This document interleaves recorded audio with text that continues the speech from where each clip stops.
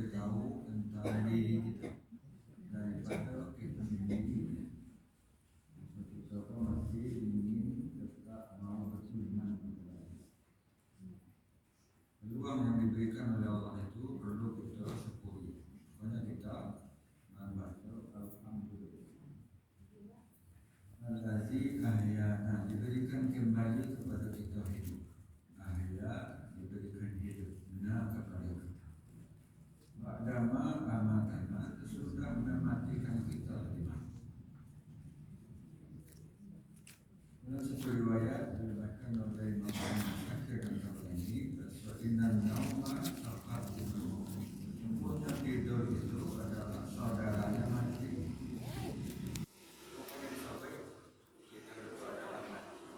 Karena kita tidak bergerak. Mati bukanlah kata kasar, bukan lafaz yang halus. Mati itu adalah maknanya allazi lam yaltaqam rasul min syai'in. Tapi oleh para ahli lugah dalam Islam, bahasa mati itu kata kasar adalah benda tidak bergerak tubuh, kegerakan pada tubuh kita. Dan hampir ketika kita lalu, hampir 90% kita tidak bergerak sama sekali. Jadi yang bergerak itu adalah izin Allah kepada kita, sehingga kita bisa bolak-balik kiri dan kanan. Karena itu pas, terus sebenarnya gerakan tubuh kita sudah tidak ada lagi. Lalu Allah berikan kepada kita kesempatan, sehingga kita diizinkan oleh Allah hidup kembali. Untuk apa namanya kita hidup? Allah lebih tahu. Maksud kita pasti ingin untuk menyembahnya, beribadah kepadanya, dan mempersiapkan bekal untuk kembali kepada. Kalau kita bilang ini, so inna lillahi, itu adalah milik Allah. Seperti hari ini kita beri konoha, itu tuh tak masuk ke kita milik Allah. Itu dan terasa kita, itu adalah milikku. Satunya itu milikku. Aku yang bisa mengaturnya. Itu muncul kalimat syukur lawan. Kalau kamu bisa. Itu kecil ya. Kecil sampai tua di negeri Konoha. Itu bisa. Ya, buktikan lah. Kalau memang itu palsu, coba buktikan. Mana buktinya?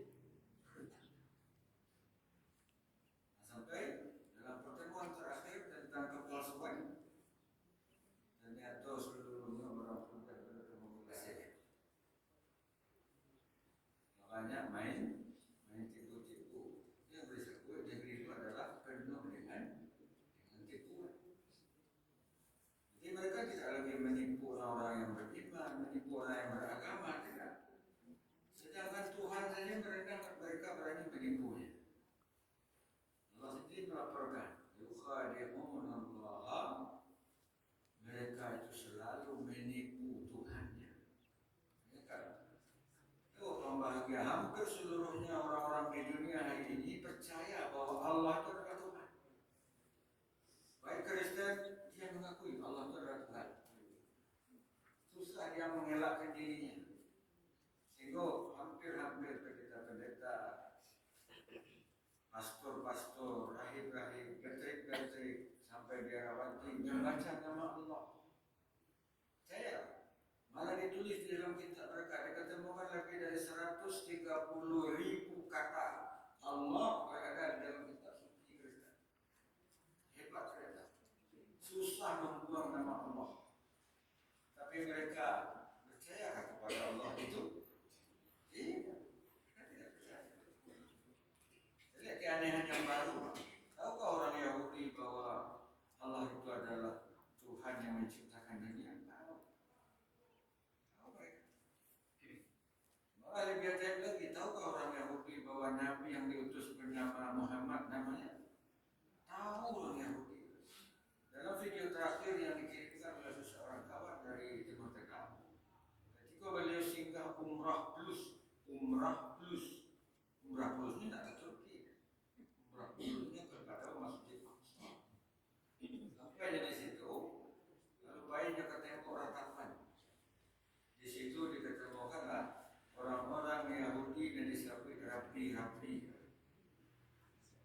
Genoredaya. Itu adalah guru-guru di kalangan orang-orang Yahudi Ortodok. Ada dibaca mereka nampak badannya sedang bergoyang-goyang di muka tembok itu. Tembok sisi, kalau cari dari foto, tembok sisi sebelah kiri. Kalau dalam foto, nampak orang Yahudi goyang-goyang. Goyang-goyangnya seperti itu. Ada yang dibacanya? Yang dibacanya nama Nabi kita. Muhammad. Tahu Nabi kita, tahu. Itu sangat tahu mereka. Dan ini juga sudah dilaporkan dalam kitab Sirah Ibnu Ishaq. Dilaporkan dalam kitab Sirah itu. Masa ketika Rasulullah SAW dahulu ketika di Madinah, lalu orang Yahudi datang kepada Rasulullah. Nabi bertanya kepada orang Yahudi tadi, "Ta'rifuna anna Allah ba'atsani Nabi?" Apakah kamu tahu bahwa aku diutus jadi Nabi? Ada orang Yahudi ketika itu. Mereka menjawab, "Nah." Benar. Kami tahu. Jadi orang-orang Yahudi di Madinah mengatur sejak dahulu karena aku. Kenapa sampai orang Yahudi sampai ke Madinah? Itu pertanyaannya. Rupanya sudah ribuan tahun. Ribuan tahun mereka itu tahu dalam kitab Kejadian, Kitabul Khalqi, kitab Kejadian milik mereka. Kalau kita tadi dalam kitab Taurat yang berbahasa Arab, aku nampak di situ nomor 18. Dan firman Allah ketika itu, qala lahum, berkata Allah kepada mereka. Apa kata Allah kepada orang Yahudi? Dikisahkan itu tentang Musa alaihissalam. Firman Allah kepada Musa, qala Allahu li Musa, berkata Allah kepada Musa, nanti saufa ub'asu ba'daka nabiyyan, akan aku utus di belakangmu seorang nabi mislaka, sama sepertimu ya Musa, sama seperti kamu. Seorang nabi akan diutus di belakang hari sama seperti engkau hai Musa. Itu ayat ke-18 dalam kitab Taurat bab khalqi, penciptaan. Bahasa mereka dalam bahasa Inggris namanya Genesis. Genesis 18:1. Buka apa itu langsung buka langsung. Buka apa itu? Ada mau apa kita? Buka. Benarkah? Jadi ada persamaan Nabi Muhammad dengan Nabi Musa alaihissalam. Memiliki 10 kesamaan. Tidak kurang dari 10. Ini yang terjadi sejak dahulu. Karena mereka itu tahu bahwa Nabi akhir zaman itu adalah Nabi yang bernama Muhammad, maka mereka itu dari negeri Kan'an. Negeri Kan'an itu adalah nama lama dari Palestina. Yang hari ini Palestina kita jadi tanggal 3 Syawal yang lalu, tanggal 4 Syawal yang lalu, tanggal 5 Syawal yang lalu, setiap hari dibom. Tahu apa yang terjadi? Bertebaran jenazah tulang-tulang, ibu-ibu, apa-apa orang tua-tua dan anak-anak, dan yang terbang di langit di udara. Siapa yang terbunuh? Muslim itu seluruhnya. Mana orang yang menolong kita? Mana Muslim yang mendoakan kita? Lain, tapi kita tidak tahu siapa yang menolong kita. Adakah pemerintah yang mau menolong saudaranya? Hitung jari yang mau menolong.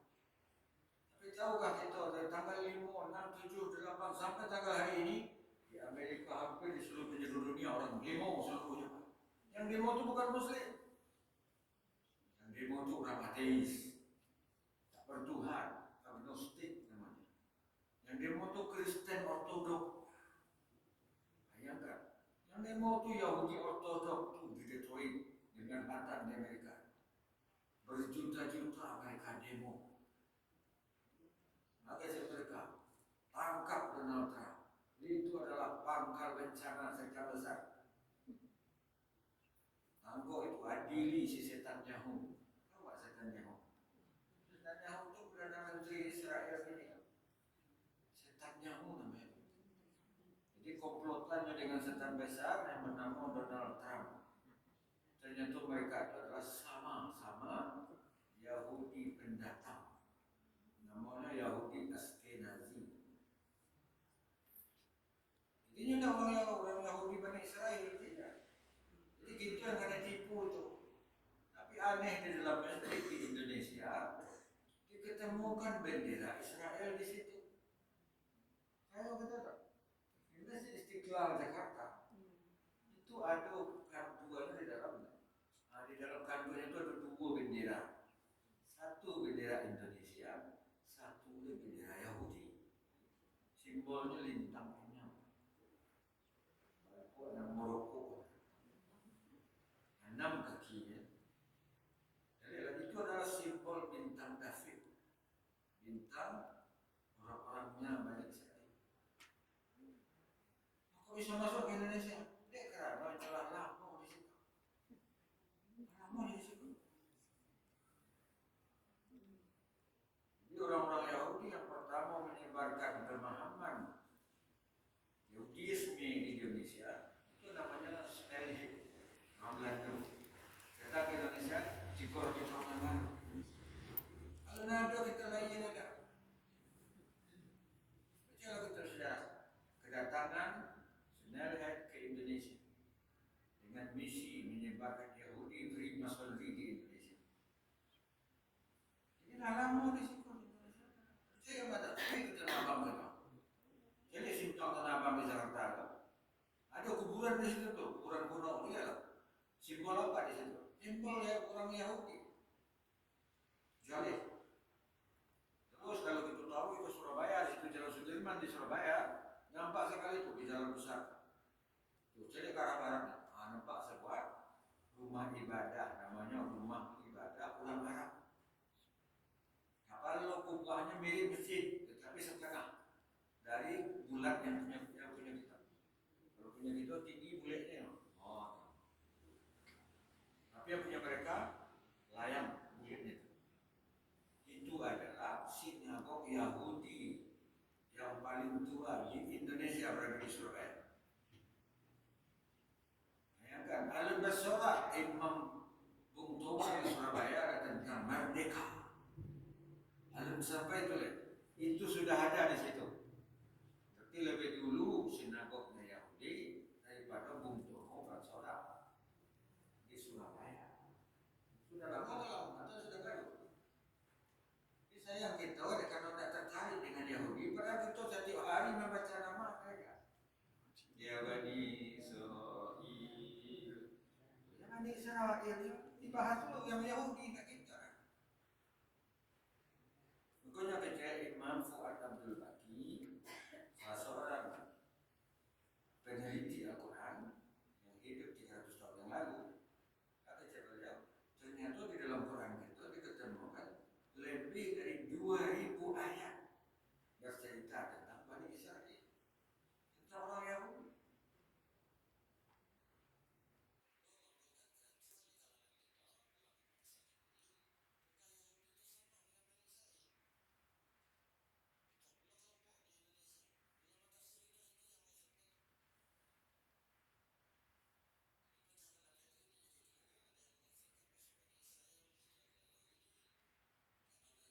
Dulu adalah pengikut Nabi Musa, tapi karena diganggu oleh Samiri, lalu berubah menjadi Yahudi.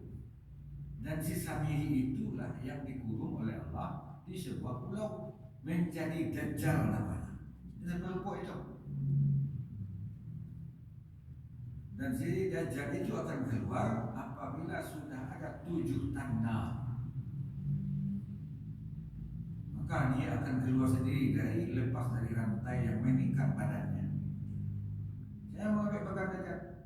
Allah sendiri yang mengikatnya, disuruh malaikat mengambil. Kaki berantai, kali berantai, tangan dalam bertakabik kata liye. Kaki takabik pula sesama kaki, tak bisa bergerak sama sekali. Gimana di Pulau Socotra? Tahu itu pulau itu? Pulau itu di Arab Selatan. Buka HP itu saja itu. Pokoknya aku punya HP itu dibaca. Saya akan membaca. Ya main game kali. Kalau mau masuk ke main game dulu. Pagi main game. diberikan, dimudahkan oleh Allah. Orang-orang di luar Islam menemukan ilmu, lalu muncullah HP kita manfaatkan. Sebab karena kita akan bersedekah juga kepada Yahudi. Kita balik pulsa itu kita bersedekahkannya langsung. Saya yang paling kaya di dunia Yahudi Zurich namanya. Apa Yahudi Zurich? Yahudi Zurich itu adalah pemilik TikTok. Salah satu kantornya berada di Korea Selatan. Dari situ dia memantau kekayaannya. Bayangkan, dalam waktu 1 jam bisa dia mendapatkan followers lebih dari 1 miliar. 1 jam saja. Malah mereka itu berterima kasih ke orang Indonesia. Ada dalam TikToknya dilaporkan oleh Zurich sendiri sebagai manajer, pemilik owner sekali. Terima kasih kepada orang Indonesia yang sudah mendukung kami. Mantap. Bayangkan 1 miliar Muslim Indonesia bersedekah kepada TikTok. Lalu kita bersedekah kepada Meta. Meta itu masuk itu, Instagram, IG. Siapa pemiliknya? Si Zuckerberg, Yahudi keturunan Jerman. Jadi setiap hari kita bersedekah dan memperkaya orang Yahudi di dunia. Jadi ya kita dah, ya terlalu cantik lah. Jadi handy. Lalu pakai YouTube, nah YouTube siapanya? Itu keturunan RR Yahudi itu.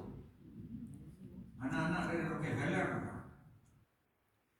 Bayangkan, satu orang kita kaca di HP kita memperkaya orang Yahudi. Lalu ketika mereka sudah kaya, mereka menjalankan keyakinan mereka. Apa tugas mereka di dunia? Bunuh seluruh yang beriman kepada Allah. Itu yang terjadi hari ini. Kita tidak mau melawan karena kita membutuhkan anak itu. Padahal Allah sudah berkata, "Lan tarda ankal yahudu." Tidak senang kepada kamu itu orang Yahudi. Ini diletakkan sebagai kalimat pertama dalam ayat 120 Surah Baqarah. Karena ini yang bergerak agresif di muka bumi. Ini yang menandakan seluruh tambang. Cino itu salah satu anak buahnya itu. Dah hebat banget kita. Nah gini Yahudi yang kini sudah merasuk ke seluruh penjuru dunia, telah menjadi gurita, jadi oktopus. Menjadi oktopus namanya.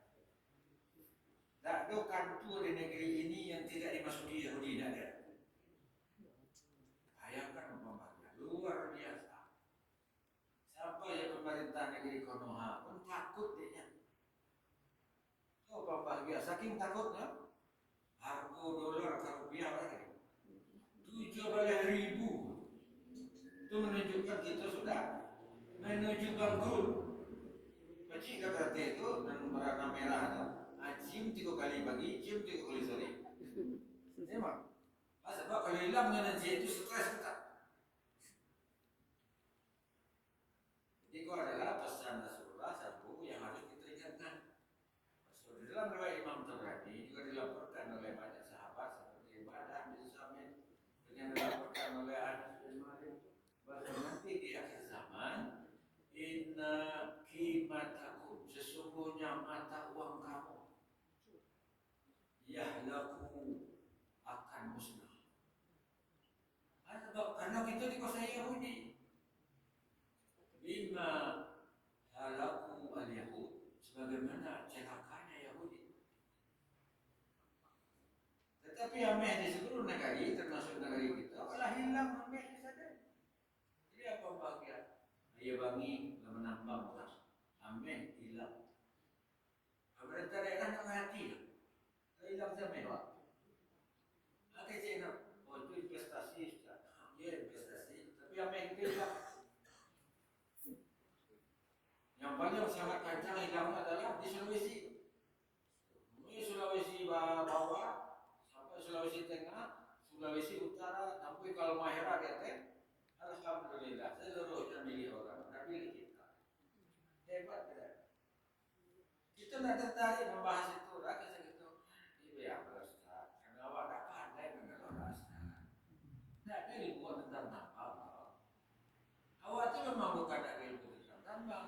memang kita digiring oleh opini di dalam media supaya kita tuh anak-anak kita tuh tidak ingin menjadi penambang,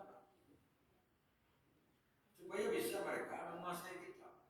Bayangkan umpama ya, kalau benar ini laporan dari Bapak Said Didu, dulu salah seorang anggota Badan Usaha Milik Negara Trust di Jakarta sebagai asisten dari Bapak Presiden Jokowi yang baru. Tahu umpama ya, beliau mundur dari gajinya yang 200 juta itu. Sepakat dengan istrinya, kita mundur. Mari kita memberitahu bahaya besar bahwa Indonesia dalam kondisi darurat. Mundur beliau jadi pegawai. Bayangkan, beliau melaporkan Ramadan tahun ini sampai tanggal 1 Syawal itu sadana kita dari Cina yang pekerja-pekerja handal itu mati. 20.000 orang sudah masuk ke Indonesia menuju Indonesia Tengah Timur. Bayangkan, mereka berbagi daerah sesama orang sekampung mereka. Wong rente. Itu anak-anak kita yang menganggur sudah mendekati hampir 7 juta orang sarjana. 7 juta sarjana di Indonesia menganggur hari ini. Belum yang di PHK bulan Syawal tanggal 1, tanggal 2, tanggal 3 di Pulau Jawa. Itu sudah mencapai 12.000 orang. Itu sarjana tuh Pak. Itu di PHK, dirumahkan. Bahasa yang sangat santun kan? Ada boleh ada bahasa kasar-kasar Pak. Yang santun dirumahkan. Kalau dipecat tak boleh. Jadi kalau main santun-santun pun boleh Pak. Yang mencili boleh tidak? Boleh Pak. Jadi ketua Konoha asal santun. Boleh korupsi asal santun. Malah Kementerian Perdagangan terbaru dari ketua kita itu nyontek itu boleh, nyontek itu boleh kecuali di depan guru. Jadi awak di Majap itu di pondok dia gigi galak. Itu pikiran dari mana? Boleh nyontek kecuali di depan ibu guru. Berarti boleh tak kita melanggar tata aturan kecuali di depan Pak Polisi? Ajaran mana itu? Itu tidak masuk di akal teman. Itu namanya mumaul, tidak masuk akal. Tapi itulah yang terjadi di negeri yang Konoha. Oh, Indonesia orang Indonesia itu soleh-soleh, beda. Mereka tahu hukum, sadar hukum, gantung. Tapi kenyataan yang nampak di kita, makin hari makin kita langgar tuh hukum tuh. Jadi yang di channel Allah di Surah Maidah 50, faktanya jelas. Waman ahsanu minallahi hukman. Siapa yang sebenarnya yang lebih bagus hukumnya di dunia ini selain daripada Allah? Tahu Bapak dia kenapa mereka takut dengan munculnya orang lurus? Tahu kalau pernyataan sih, cantik pula pidato kalimat ketua. Kalau lurus-lurus, kalau kita cerdik-cerdik, kalau kita sekolah kita bagus, sekolah kita tinggi, bergelar sarjana ini dan itu, tapi tidak dapat kedudukan apa-apa. Yang disindir siapa? Disindir itu orang-orang yang baik, orang-orang yang sekolahnya tinggi. Karena kita sarjana sekolah kita rendah-rendah saja, akui saja kan.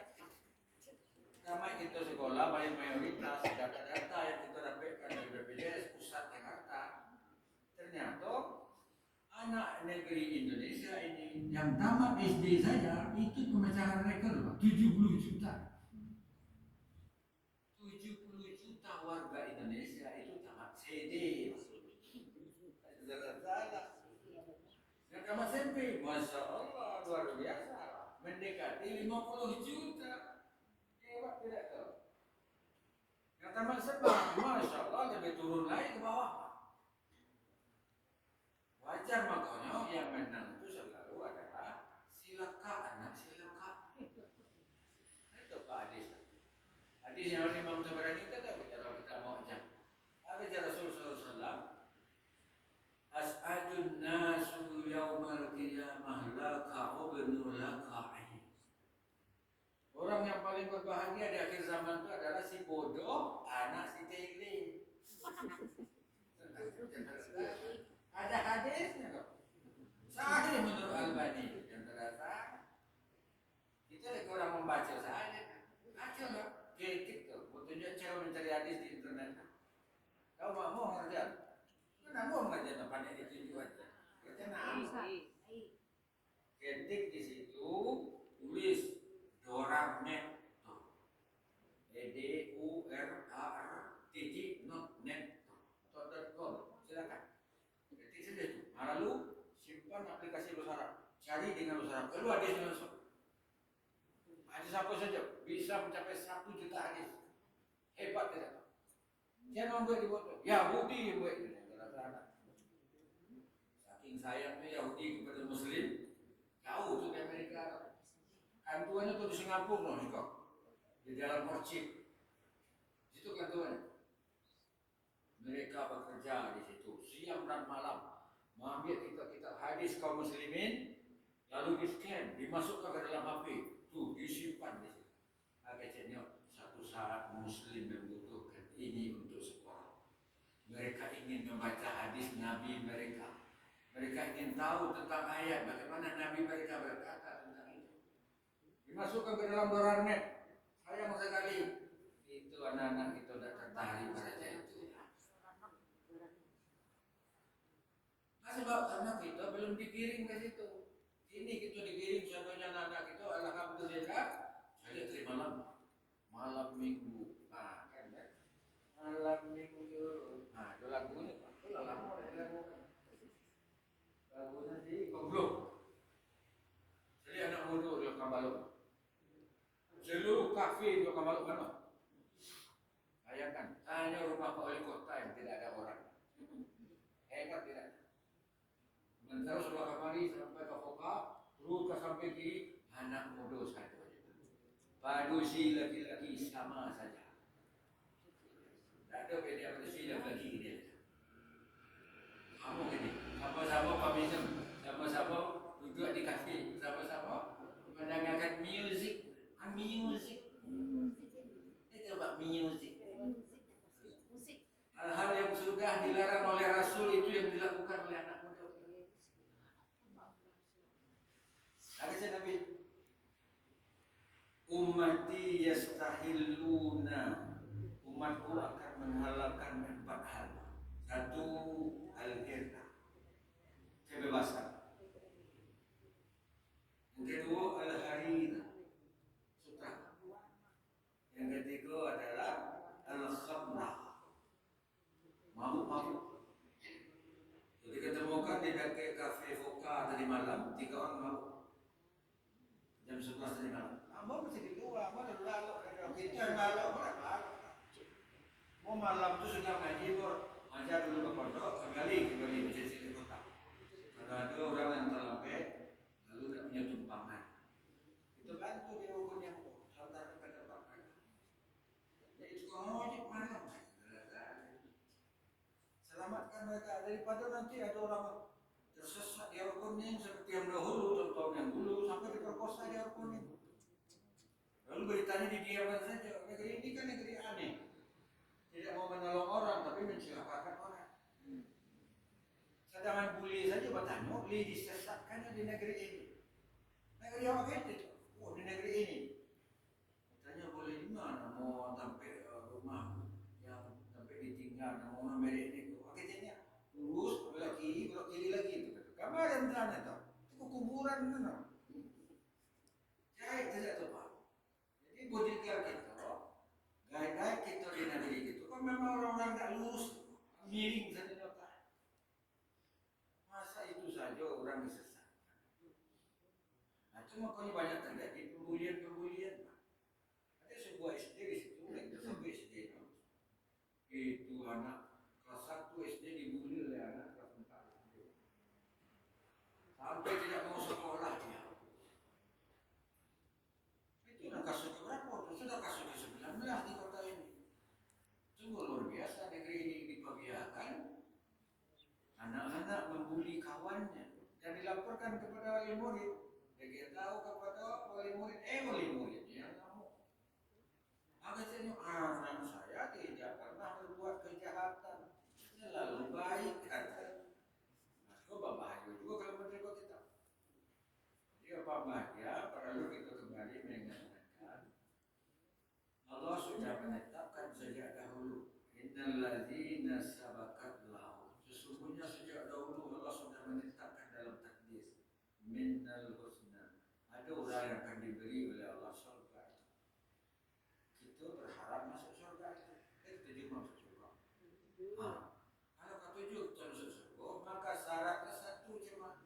mari kita mengikuti si pemilik surga itu.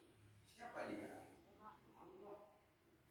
Maka di dalam surat Ma'idah 50 Allah mengiring kita. Waman ahsanu. Siapakah orang yang lebih baik? Minallahi hukma, daripada Allah hukumnya. Tinggalkanlah hukum di sekeliling kita. Kembalilah ke hukum Allah. Dibaca hukum Allah tertangkap Ustaz di Jawa Timur sudah. Disebut tahrir. Masa menegakkan hukum Allah kok disebut tahrir? Tidak ada hubungan sama sekali. Disebut tahrir itu sebuah kelompok dakwah yang lahir kemarin mana? Sejak tahun 90-an. Islam itu sudah muncul 14 abad yang lalu, tidak ada nyambung sama sekali. Lalu kenapa Ustaz yang mengajak kepada hukum Allah kok dituduh sebagai anti negara? Ini kan tidak nyambung. Jadi yang kedua kita apa? Mari kita sama-sama korupsi, kata. Mari kita bongkar kotak masjid ya. Asik, kan betul? Nah, lalu mari kita sudah sembahyang, mari kita ambil sendal, ya kan? Nah, sebab sendal orang lapuk, lah tua-tua, nanti ada ambil sendal yang lancar-lancar. Nah, ini masuk akal. Itu tidak masuk akal, tidak namanya. Tapi di negeri kita yang tidak masuk akal, itu yang terjadi. Ada orang kampanye di beberapa negeri, di negeri kita ada hukum. Ketika udah kampanye, nyobakan tapi masjid. Tapi masjid rancak-rancak, dia kata dia. Rupanya di daerah itu kalah dia. Yang terjadi, dia ambilnya kembali lapia itu. Terjadi tidak di kota ini, terjadi benar-benar sana. Kita punya datanya kok. Benar-benar. Tim suksesnya sendiri yang menyesuaikan. Tanda hebat atau tidak terkenal? Hebat terkenal. Kenapa kita baru bisa jadi model tuh? Nah, inilah keajaiban kalau kita tidak berhukum dengan hukum. Lalu kita berhukum kepada hukum hawa nafsu. Fara'aita man ittakhadha ilahahu. Itu lebih banyak seperti Allah bertanya kepada Nabi, tidak tahukah engkau bahwa ada orang yang bertuhan kepada hawa nafsu? Kita tuh yang bertuhan kepada hawa nafsu itu. Di orang yang terpikir itu seliru, terpikir itu masa depan ayah, masa depan dunia, dan terakhir masa depan akhirat. Bagaimana menyelamatkan anak negeri ini tidak supaya tidak berbuat dosa? Dia bisa berkumpul anak manusia dengan laki-laki di kafe itu sangat berbahaya, Pak. Maka muncul nanti kejahatan yang disebut kedahuluan, married by accident. Jadi gitulah punya anak, tapi kita belum nikah. Kasus ini sudah mulai mewabah di Kabupaten Agam. Bagaimana menyelamatkan anak-anak bangsa ini?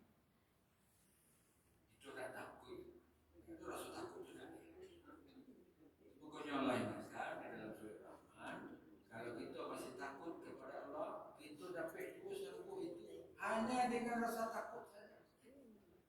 Waliman khafa maqama rabbihi jannatan. Dan untuk orang yang punya rasa takut kepada Allah, dapat dua serupa lah. Kita tak takut. Cuma kalau hidup di dunia, satu orang di dunia itu takut kepada polisi, ada di dunia yang takut kepada pak jaksa, ada di dunia orang yang takut kepada orang-orang kuat, preman-preman. Oh, di Indonesia tidak takut orang kepada Allah. Kok lebih berani kita? Makanya banyak terjadi keanehan-keanehan. Korupsi terjadi, tertangkap orangnya, sesudah itu nego di pengadilan, ya dia 60 miliar hilang orangnya, karena mahkamah dia dicari itu menteri, sudah menterinya hilang, sampai gini tidak ketemu. Ya menteri yang korupsi saja hilang, sampai gini tidak bisa kemana yang lain? Nah, itu yang terjadi di negeri kita yang ajaib. Jadi orang-orang yang kuat, maka kita bertahan di surat A sebagai pelajaran terakhir, surat 16 ayat 32 terjawab. Lazina ahsanu untuk orang-orang yang berbuat baik di dunia. Bertahan beriman kepada Allah di hadhihi dunya yang akan diberikan oleh Allah hasanah. Orang yang berbuat baik pikirannya tetap ingin normal, tidak seperti mengikuti robot kita kan. Tidak mengikuti AI kita kan. Maka kita dapatkan hadiah hasanah. Hasanahnya kita minta ke Allah. Rabbana atina